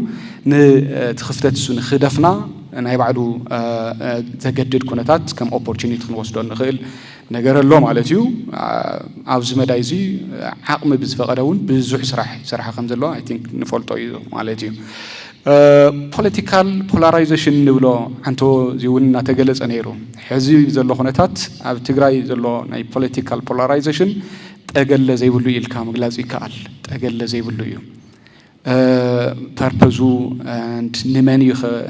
سيرف خجبر زبل نعلو مجلسو مردو ساعة خبد continuous زخونة and مودات عابي كم زخونة زي فلت تبال elite fragmentation and political polarization علنا زيون تكلا سيفيل محبرسب أفزي respond نخجبرا كونتات يجدد مالتيو كاو أب فدرالي خنا بكلل تفعلوا يناي سلام هنزت initiative اللو تبقى صوتات زي أتومون هنزت سلام نخسرها عدلات فترة مالتيو كاو أب تجراي تفعلوا platforms اللو ناي أكسوت platform أوري ከም ናይ ኣክሶት ፕላትፎርም ሎ ቅድም ኢሉ ተጀሚሩ ግን ብዙሕ ዘይሰጎመ ግን ሕዚ እውን ክጠናኸር ዝግብኦ ናይ ትካላት ሲቪል ማሕበረሰብን ናይ ቢዝነስ ውዳበታትን አላያንስ ሎ ናይ ትግራይ ፒስ ቢልዲንግ ኔትወርክ እንብሎ ኣለና ካው ፒስ ቢልዲንግ ኮንሰርቲየም ሰለዋና ወዘተ እዚኣቶም ከም ዕድላት ክንወስዶም ንኽእል ቶም ዘጋጥምዎን ዘለው መሰረታዊ ዝበሃሉ ፈተናታት እንታይ እዮም ክንብል ከለና ኣብ ክልተ ከፊልና ክንሪኦም ንኽእል ንሓደ ብፌደራል ደረጃ ዘለው ካልኣይ ኣብ ትግራይ ገለገሊኦም ድማ ሼርድ እዮም ኣብ ክልቲኡ ንረኽቦም እዮም ማለት እዩ ሓደ መሰረታዊ ፀገምን ስቴት ኮንትሮል እዩ በቃ ዳርጋ ገዳቢ ዝኾነ ኣብ ሕጊ ማዓት ሰፊሕ ስፔስ ኣሎ ኣብ ካይዳ ግን ብተግባር ገደብቲ ዝኾኑ ማዓት ነገራት ኣለዉ ዘይተጻሓፉ ሕግታት ኢልና ክንገልጾም ንኽእል ማለት እዩ ሰበብ ሕጊ ዝተፈቀደልካ መሰል ኤክሰርሳይዝ ከይትገብር ዝግድበካ ዝቆርነካ ዓይነት ካይዳታት ኣለዉ እዚኣቶም ሓደ ዓብዪ ፀገም እዩ ፌደራል ይኹን ኣብ ክልል ንረኽቦም ፀገማት ማለት እዩ እዚኣቶም ብቢሮክራሲ ይግለጹ ኣብ ገለገሊኦም ኢቭን ተወሰነ ሕግ መዳይ እውን ንምጥባቕ ዝግበር ፈተናታት ንርኢ እዚኣቶም እዮም እቶም ሓደ ካብኡ ፋይናንሻል ኮንስትሬንትስ አንቶ ፀገም ኣብ የቕርቦም ነይሩ ናይ ፀጥታ ስግኣት ዝወለዶም ፀገማት ኣለዉ ናይ ዓቕሚ ድሩትነት እውን ሓደ ዓብዪ ፀገም እዩ እዚኣቶም እናተገለጹ ስለ ዝነበሩ ኢንተርናል ዲቪዥንስ ጾምዓንቶ ንብሎም ዝነበርና ኣብ መደበኛ ዝኾኑ ናይ ሰላም ህንፀት ስራሕትታት ኣብቶም ኦፊሻል ዝበሃሉ ኢንክሉዲንግ ፕሪቶሪያ አግሪመንት ኣብ ምፍራም ንበሎ ዋላ ኣብ ምንም ነገር ዘን ትካላት ሲቪል ማሕበረሰብ ተሳትፎ ኣይነበረንን ኦፍ ኮርስ ኣብ ትግበረኡ ሕዚ አግሬሲቭሊ ዓቕሚ ብዝፈቀደ ይሰርሕ ኣለዋ ግን ነቲ ኩናት ንምምፃእ ዝነበረን ተሳትፎ ሕብረተሰብ እውን ኢምንቲ እዩ እንደ ኩናት ኣብ ምፍታሕ ብዙሕ ናብ ባዕለን ፃዕርታት ይገብራ ነይረን ግን ብመደበኛነት ኣብ ከምዚታት ዝበሉ ፕሮሰስስ ግን ኣይሳተፋን ዝሳተፋል ኢንክሉሲቭ ዝኾነ ፕሮሰስ ክኽየድ ዝግብኦም ብዙሓት ነገራት ኣለዉ ኦፍ ኮርስ ፎር ዲፈረንት ሪዝንስ እዚኣቶም ብተግባር ኣይግለጹን ማለት እዩ ካልእ እቶም ናይ ሕዚ ዘለዉ ብትግራይ ናይ ፖለቲካ ዲቪዥንስ ናታቱ ሰለባ ኮይነን እውን ንረኽበን ማለት እዩ ካው ይንኣሲዕበ ከም ተርእዮ ንሪኦ ድማ ኢንስትሩሜንታላይዜሽን ንብሎ ዘን ገለገሊአን ትካላት ሲቪል ማሕበረሰብ ንብለን ንሓደ ወይ ምነት ካልእ ብምውጋን ዝተወሰነ መልክዑ ዓብዪ ዋላ አግሬሲቭሊ ዝረአይ ነገር ኣይኮነ እምበር ዝኾነ ነገራት ከምኡታት ዝረአዩ ከም ትርኢት ዝረአዩ ፀገማት እውን ኣለዉ እዚኣቶም ቶም ኮር ዝበሃሉ ፕሪንሲፕልስ ኒውትራሊቲ ኢንዲፐንደንስ ኢምፓርሻሊቲ ዝበሃሉ ነገራት ብዝተወሰነ መልክዑ እናተሸራረፉ ንሪእሉ ኩነታት ኣሎ ማለት እዩ ዝፀንሐ ፀገም እውን ኣሎ ሕዚ እውን ዝረአዩ ፀገማት ኣለዉ ማለት እዩ እዚኣቶም ክውገዱ ዝግብኦም እዮም ኣብ ትግራይ ክንመፅን ከለና ብጣዕሚ ዓይነ መርፍኡ ዝጠፍኦም ዝተወሰኑ ፀገም እዩ ዘሎ ብፍላይ እቲ ኦፕሬቲንግ ኢንቫይሮንመንት ባዕሉ ቶም እንታይ ዝበሃል ናይ መሰረተ ልምዓት ዕንወት ኢቨንተን ትካላት ሲቪል ማሕበረሰብ ባዕልተን ቪክቲምስ እየን ግዳያት እየን ናይቲ ኩነታት እቲ ሂማኒታርያን ካታስትሮፍ ተዓንተዎ ንበልና ብጣዕሚ ሰፊሕ ዝኾነ ፀገም እዩ ዘሎ እዚኦም ብምልኦም እቲ ሪሶርስ እውን እኹል ስለ ዘይብለን ዘን በቲ ዝድለ ልክዕ ሪስፖንድ ኣብ ምግባር ብጣዕሚ ይፅገማ እየን ካብኡ እቶም ኣብ ትግራይ ዘለዉ ናይ ሰላም ህንፀት ጠለባት ተሓሳቢ ዘይገበሩ ሪሶርስስ ኣለዉ ብዶነራት ዝመፁ ሶ እቲ ዶነር ሒዝዎ ዝመፀ ገንዘብ ሃንተን ምግባር ኦፍ ኮርስ ናይ ሰርቫይቫል ሕቶ እውን ስለ ዝኾነ ተገዲደን ዝገብራሉ ኩነታት ኣሎ ግን ነሰሰርሊ ምስቲ ኣብ ትግራይ ዘሎ ናይ ህንፀት ሰላም ጠለባት ግን ሓቢሩ ዝኸይድ ማለት ዘይክኸውን ይኽእል እዩ ወይም ድማ አላይመንት ኣለዎ ማለት ዘይክኸውን ይኽእል እዩ ስለዚ እዚኣቶም ብፍላይ በቲ ፐብሊክ ኢንተረስት አንጻር ክትሪኦን ከለኻ በቲ ኣብ መሬት ዘሎ ወድዓዊ ጠለብ አንጻር ሪስፖንድ ንክትገብር ዘፀግመልካ ኩነታት እውን ኣሎ ማለት እዩ ፖለቲካል ኤንድ ሴኩሪቲ ኮንስትሬንትስ አንቶ እናገለጽክዎ ዝመጻኹ እዩ ብፍላይ ሲቪክ ስፔስ ናፀበበ ዝኸደሉ ኩነታት ከም ተርእዮ ኣሎ እዚ ከዓ አይ ቲንክ ዝተኻኸል ዝግብኦ ስለ ዝኾነ እዩ ሴኩሪታይዜሽን ኤንድ ኢንቲሚዴሽን ብፍላይ ገለ ከም ተርእዮ ኣብ ቀረባ ግዜ ዝረአይ ዘሎ ዝኾነ ካብ ምንታይ መበገሲኡ ዘይፍለጥ ግን ዝተወሰኑ ትካላት ሲቪል ማሕበረሰብ ታሽሙን ናይ ምግባር ኢንቲሚዴት ናይ ምግባር ስታፎም ሰራሕተኛኦም ከምዚኦም ዓይነት ተርእዮታት ኣለዉ ፋውንድድ ዝኾነ እንድሕር ኮይኑ ብሕጊ ትኸዶም ሕጊ ምርመራ ካይድካ ማንኛውም ዓይነት ሕጋዊ ስጉምቲ ምውሳድ ይከኣል እዩ ሕጊ ዝጠሓሰ እንተሃልዩ ማለት ካብዚ ወፃኢ ግን ዝረኣዩ ተርእዮታት ነቲ ሲቪክ ስፔስ ዓብዪ ሓደጋ ዝበሃል ዝድቅም ስለ ዝኾነ ከምዚኦም ዓይነት ነገራት ክውገዱ ዝግብኦም እዮም ማለት እዩ ዝተኻኸሉ ዝግብኦም እዮም and the risk of instrumentalization አንቶ ዝተወሰነ መልክዑ እናገለጽኩ ነይረ እዚ ብዋናነት ንትደልዮ ፐርፐዝ ትካላት ሲቪል ማሕበረሰብ ምጥቃም ዝፍተን ነገር ዋላ ፌደራል እውን ዝረኣይ ኣብ ክልል እውን ዝተወሰነ መልክዑ ሪፍሌክቲቭ ዝኸውን ምንቅስቓሳት ኣሎ ማለት እዩ እዚኣቶም ክስተኻኸሉ ዝግብኦም ስለ ዝኾኑ እዮም እዚኣቶም እዮም ሶ እዚኦም እንተኾይኖም እቶም መሰረታዊ ፀገማት ከመይ ጌርና ንፍታሐዮም ወይ ፎርዋርድ ከም ኪ ሪኮመንዴሽንስ ኣብዚ ክነቐምጦም እንደሊ ሓደ መሰረታዊ ነገር ኦፍ ኮርስ ኣብ ሰለስተ መዳዩ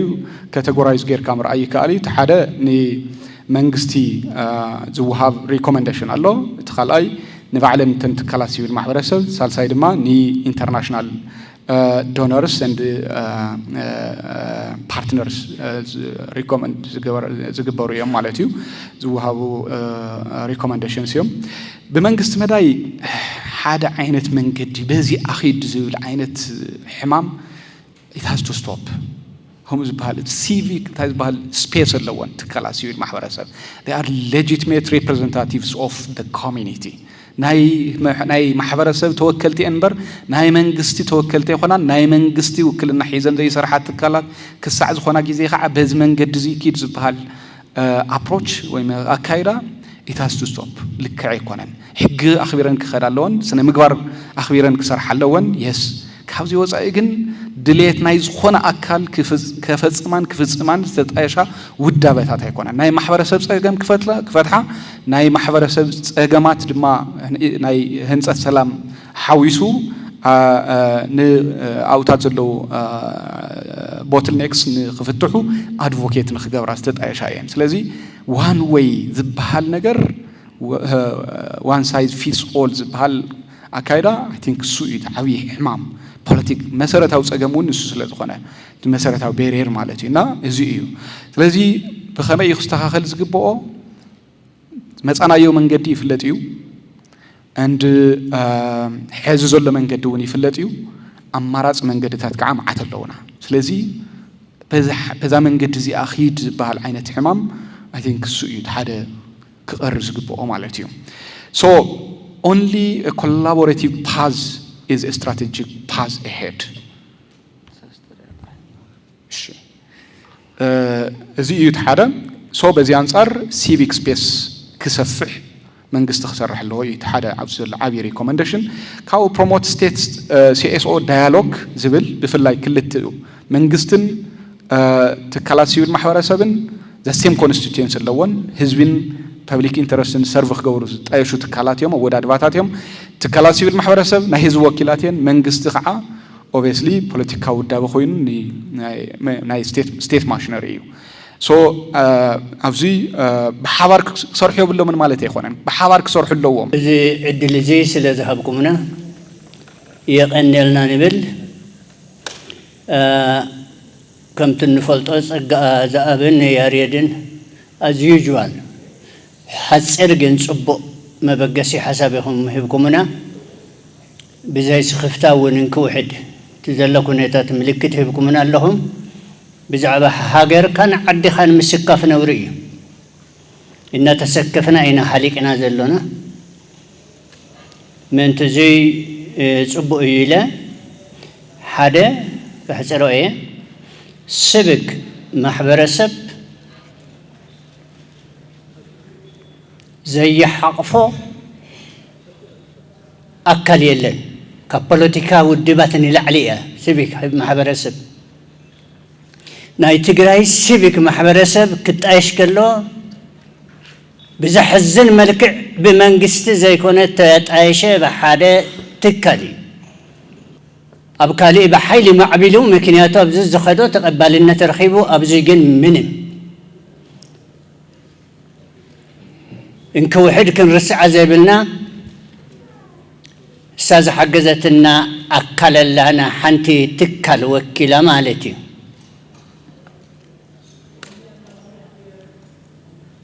معرة 220 شوعة أكتبلي العلي 400 تكالات زحزة حنتي تكال يلنا بتجراين تزعبيتيا حقافيتيا دقف جنا يرهبت كجمر كله ذكريه أو وش 10 عامات أبزكن بس حين إلنا نيرنا بابلي جونسون يا ذا حجزتنا بCS-10 بCRS-10 زمزعي بخلاء زراربا كم حدا كاثوليك كاهن حقوسي يزون كل التتكالات كسم خلقه مكنياتو دحري بايتاونا كاثوليك بيترسان civic society policing ناي عدي policy ناي تجراي policy code of conduct ناي أقصد كنابب كخيل اللو مكنياتو إتاتكال بكود of conduct يأتمرح إذا code of conduct ها بpolicy عدي خدقف كخيل اللو بحق خدقف كخيل اللو إزاي زي مخانو إيو ندحري تتريفو وزلوه سبك محبر سب تقرأينا أن إسنا نرئي نخون جن إذا تكال إزياء كشاب زي معبلت إذا تكال إزياء كشاب زي تدقفت تقرأين هزب تقرأين أبدينجتي أتمه الله وكنفلت ألون appendix ترفع أنجتا يكونتين إذا تكال إذا تكال عزمية أنقعية حمبرتية نهزب تقرأي حزب تقرأي زي بالله تقرأي كعيلان أشمبانيا خالي ناي بوليتيكا تكالات سيفيك سوسايتي وين معرة تقرأي يكونتين تقرأي تعبي حزب تقرأي يعبي إجي أمر أي تسئنون نالو ودي معرة نفلتا ندقفا ننبرا ما خلقين common denominator بانير عن تبمو تقرأين حزب تقرأين أين الصحاب أين الدفافة نبعلة الدفافة حنسات أتواي تبلن يغني لنا يغني لي سلالتو عبدني مسكين أنا الناقرو ያው ሁሉ ምሳይ አግሪክ ገብርዩ ይላምን በቃ ምድርና ወይም ድማ ህዝብና ሰላም ሲኑዩ በጣም ደቂስ ወይድ አይሐድሪ ፖለቲካ ሐሲብናዩ ዘይን ፈልጥ ሁሉና ፖለቲከኛታቲና ኮይና እና ሰላም ልክመጽ ናይ ሰላም ዘተ ናይ ሰላም እንትን ልክንገብር أنا أبوز حمزة عينت أخيباتات إيكابية توموانا مرحتنا أهمزة عينت أخيبة ريه ما يفلتي بلي كبر بريزيدنت تادس ورده قالوا توم ريه ما يفلتي وسنت سبات دما عيسرا سلاسة ليقونوا نايتقرا حزبي اللي على شوعة مليونيو شوعة شمونتا سبيسفيك انتنو لكيف الطوي خيريه وسنتي جن لتوصلوا سباتيم أو على يكفيلهم سلام كم تزخلو سلام دم كله تقرأي يدلي أيو ساتمودي يدلي وأيو بلي حسب جين أهم زعينة مدرخ فيت لفيت تغميتنا تأجمنا تأيونا تردادينا لف سلام دمت حسابات كنا بلنا خزي همزي تأكيبنا نالبنا نجر كنا نجر نخيل جين دحرز سفسها جين حنتي نجر ليبلون نبتن بقى ترسع همزي عينة نجر لاخونا يلخدلو سلازي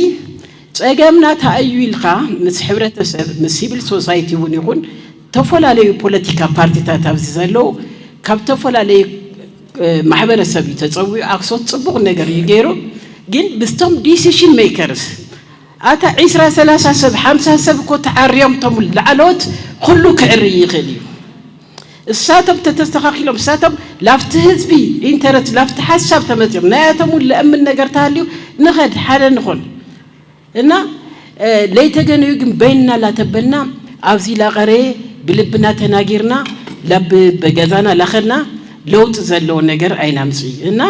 أهم زي أين نجر تنجبر تهلا سي بق عندي مرد دا أتهلي سي مس فيدرالون زلوا نجر قنع كخون مستفول على يتكالاتون بقى مس خلو زلوا نجر سلام لكخون فغري لكخون سي بقى كسعري خلي بوزحت فلات أتنيو بالخونة قاتامي يوم راحتي لخون بي كافتم راحتي تهالون لبلصوب معات مهوران تجارون يوم عاد اليوم دياسبورا اليوم عادي سبب تفول على بوتاتات اليوم سلازي نايت هذب دمس سميعهم نايت هذب إنترت سميعهم بتككلنا من جدي تككلنا ونتنيا سلام تأمينايو ونتنيا لمعت تأمينايو ونتنيا نجر تأمينايو نا همزي عينة نجر ديسكشن تجبرنا صبوي مثلني يكرتها بقى يغني لي اندافش يارجلن إلهم ما بجبرهنا كم تأفتكم تبلوا زلهم أنتم نايهج تزاربكم ناي هيومانيتاريان ونصقع تزاربك هم أفكا يكون لنا إزياس بزح زح إن نسمع زلنا قم جزء على زرباتات بزحنا كوا عندهم graduate governor نبرتنا هيجي UN convention principles نا إثيوبيا هيجي نداولنا تماهرنا يوينا غاليها أفتي هيومانيتاريان سنتر عسرة CSOs تماهرنا preparedness na response زبل تماهرناس هاي ماركينا رخيبنا جنزية يتقمنان بقدامي activism نا عسرت شدشتا معلت زبل نيرو زلنا قدنا كل سمعنا يوئنا سبعيس نودو شدشتا عمودو دفيرو إزي حزناس حزنا هي جنت خد نزارب ناي كستين تتزاربنا صبويو جني أغلنا تزاربنا إنا انت أيوزد لينا action يزد لنا نسرح لنا نتاك نسرح inclusive زخانة نبينكم سووا زي كونكم أنستون مع مساهم كون كنا تحاجزنا على عدنا انتهي نسرح إلنا نجمر لنا نمبر philosophy principle جزء حزي بقى أيد لنا نايتو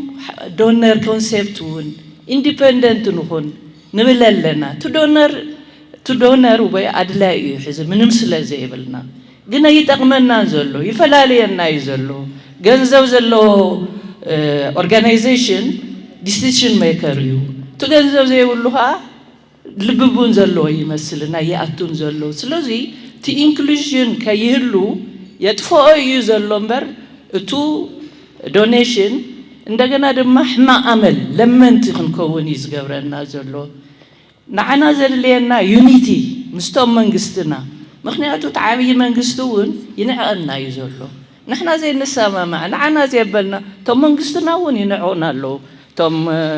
organization بحدا قلنا بحدا تحساسيبنا أين سرحن تراي action كله نزارة جن أين جورون سبسبا معات يزني نسبسبا نلفلف دحارو زين تاير الله سرح أكشن كم زي جبرنا ير الله توم منجستنا وزيز الله مسأناون ينعونا الله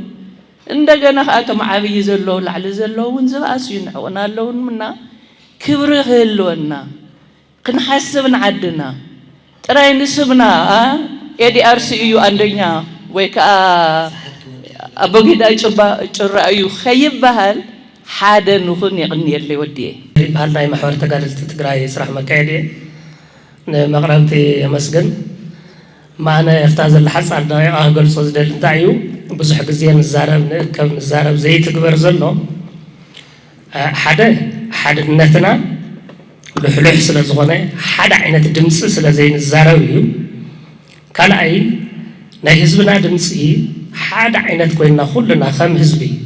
كل اللي تسبملو ناي تقرأي ناي هزبو دمس حيزو حدا خينو سلا زي كالسيو ناي كل ما تمري وعد بريتوريا سلا زي تتقبري وعد بريتوريا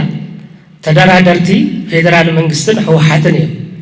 فيدرال منغستن حوحات كان بوليتيكا ود سريز ولا ካብዚ ዝጅምር ዕንቅፋት ማለት እዩ ካልኣይ ውዕል ፕሪቶሪያ ከይትግበር ግዝኣታዊ መሬት ትግራይ ኣይተመለሰን ግዝኣታዊ መሬት ትግራይ ክምለስ ኣለዎ ዘለዉ ዕጡቃት ኩሎም ካብ ፌደራል መከላኸሊ ሰራዊት ወፃኢ ክወፅእ ኣለዎም ተፈናቀልትና ክምለሱ ኣለዎም ተፈናቀልትና ክምለሱ እንተደኣ ኮይኖም ምስ ሙሉእ ምሕደረኦምን ፀጥተኦምን ውሕስነቶም ተሓልዩ ክምለሱ ኣለዎም ካብዚ ወፃኢ ኣፋኒኻ ምስዳድ ኣፋኒኻ ክትሰድድ ምድላይ ጥፍኣት ስለ ዝኾነ ውዕል ፕሪቶሪያ ክትግበር ኩላትና ሓደ ድምፂ ኮይና ክንቃለስ ኣለና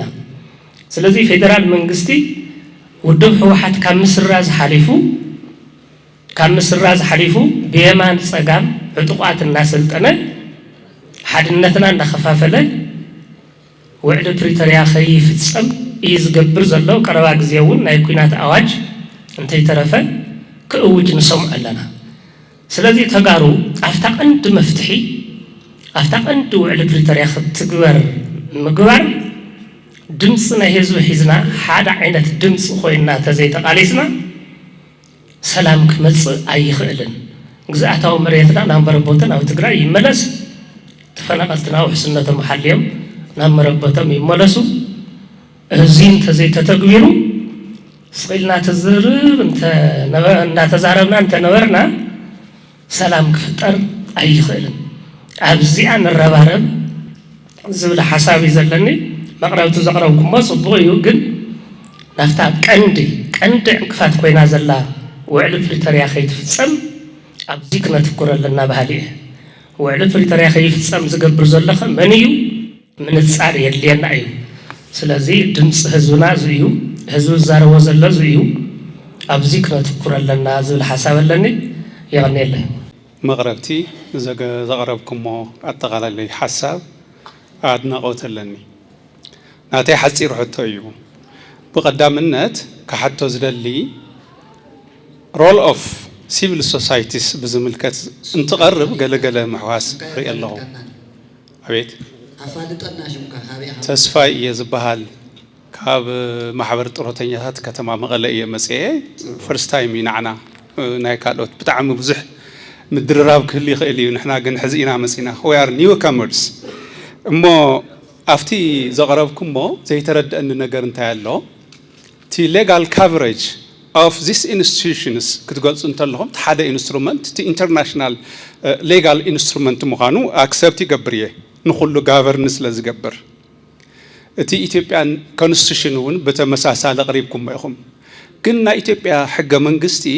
ሪሊ ኣብ ትግራይ ይሰርሕ ድዩ ዘሎ ኢልኩም ዲኹም ተኣምኑ ቅድሚ ኩሉን ልዕሊ ኩሉን እቲ ኣብ ልዕሊ ትግራይ ዝተፈጸመ ብምሉእ ሪቨርስ ክግበር እንትኽእል ሕገ መንግስቲ ፌደራል እውን ብተመሳሳሊ ሬስቲቲዩት ተገይሩ ኢልና ክንዛረብ ንኽእል ይመስለኒ ንዓይ ማለት እዩ ከም ሕጊ በዓል ሞያ ንዓይ ዝርድአኒ ከምኡ ገይሩ እዩ ሕዚ ተኸቢብና ብዘለናሉ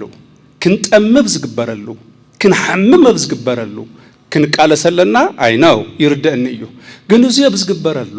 ጥሕሰት እቲ ሕገ መንግስቲ ኣይኮነን ድዩ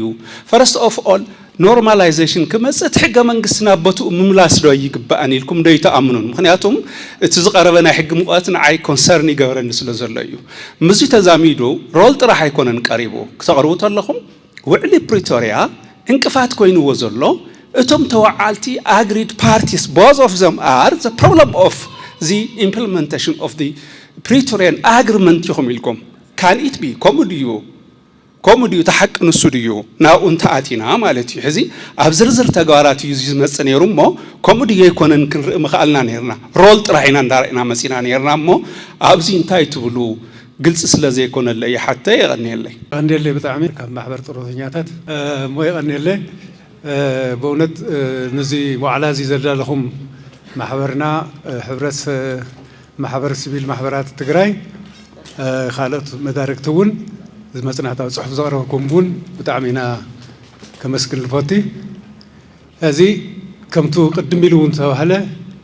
ብዙሕ ግዜ ተዘራሪብና ኢና ኣብ ጉዳይ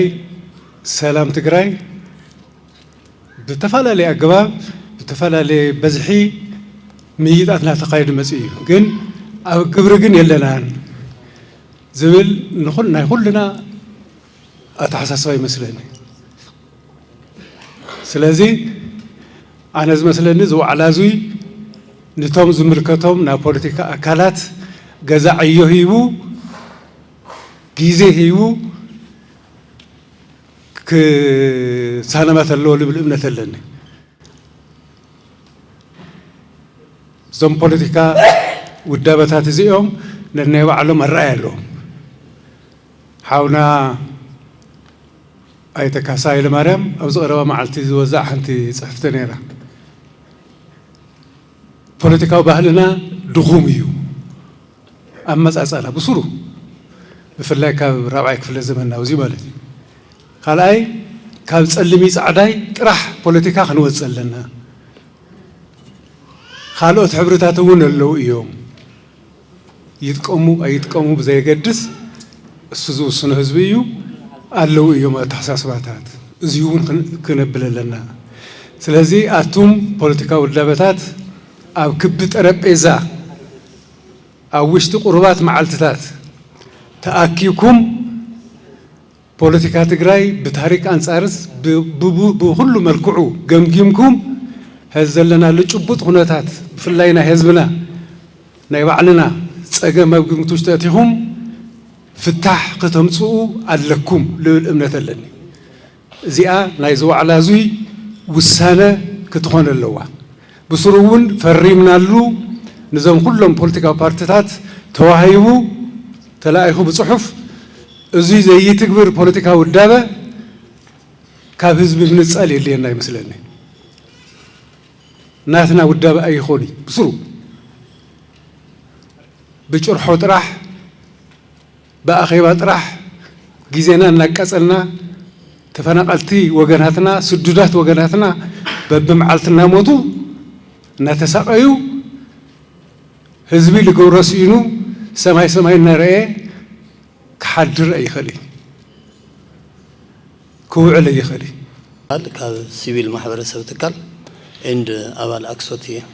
كهوز دلوه ريتو قدمي سلزهو مدققام كيهون سويلك حلفو حتى وجنا اللون بفلاين تسجاز أو زميل كتاين هذا تمزابلت سي وحسب زخنا من قدس يكير بزخنا من قدس كمل تم ماشي أوكي ماشي تمزابلتس سيكير وحسب زخنا من قدس كملا سلهم زول نجار اللهم قد خلت جافي زلهم أو فيدرالن أو تجراين مالتي إذا خم أيو كما يكنا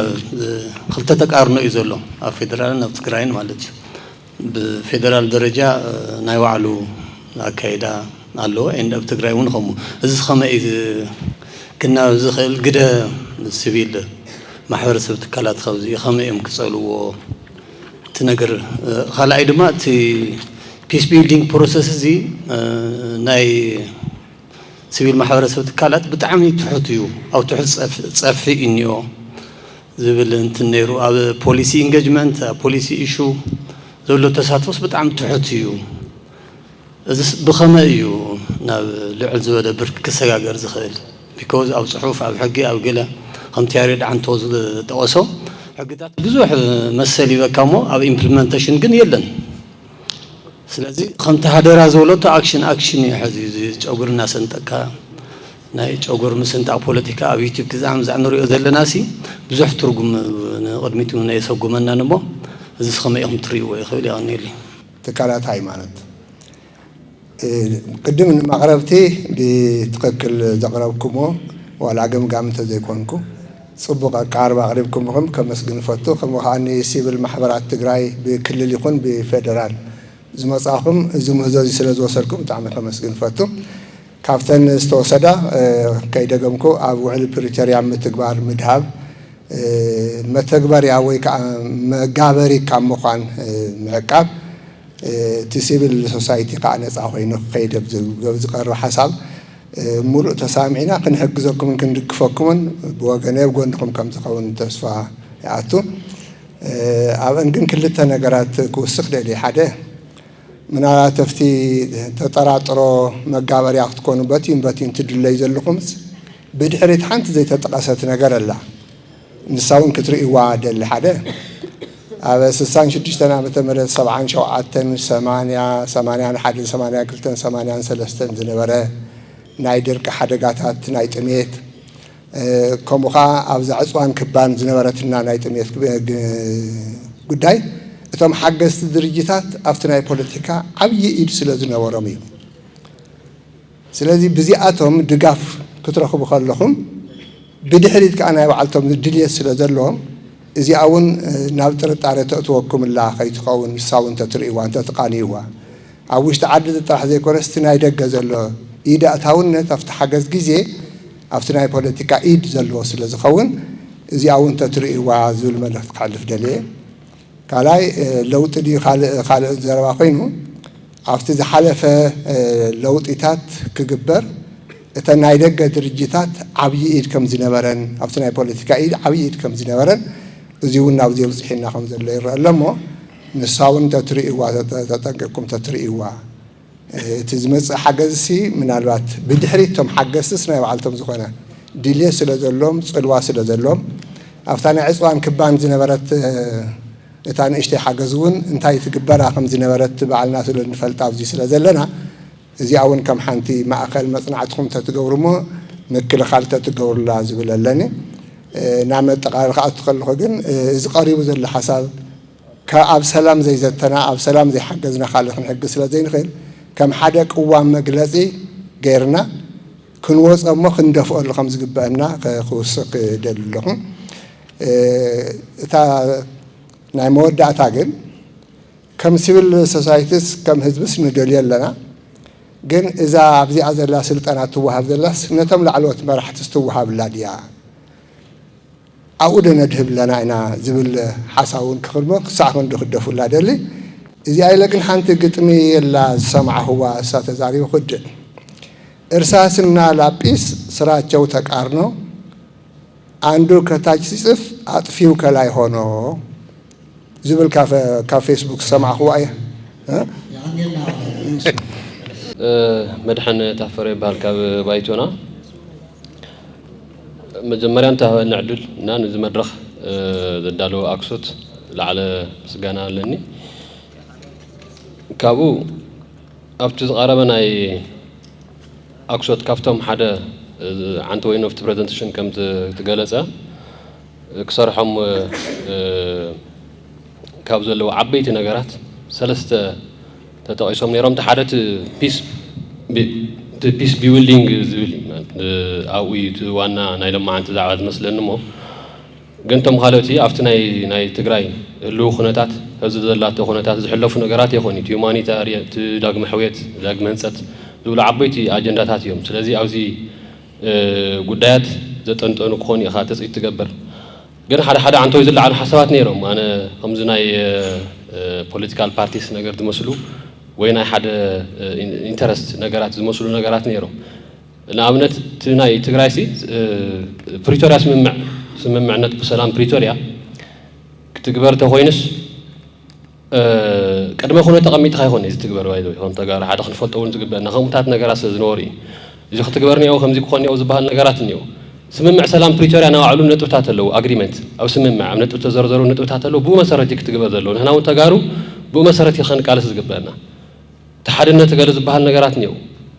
ሓድነት ላዕላዊ ግዛኣት ምምላስ ዝብሉ ዓበይቲ ነገራት ተልዕልኻስ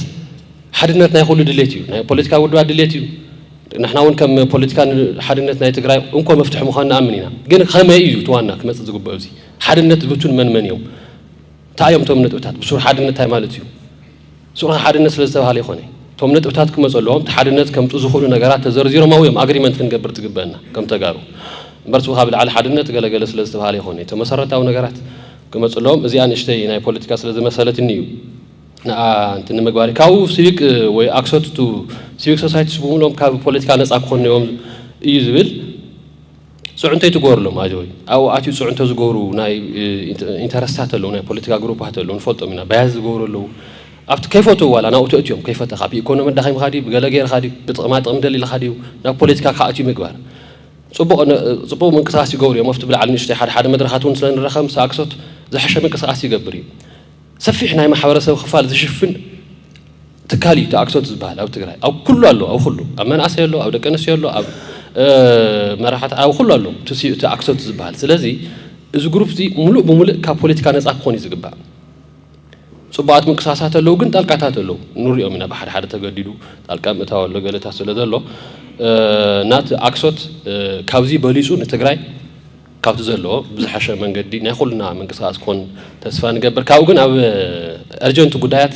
تايك قبر خلله ذول أو ناي هذه مس سلام مرققات تتحيزوا حدا توم كلهم حيلتات ترجع مزة يدلي أنا ده مثلا thank you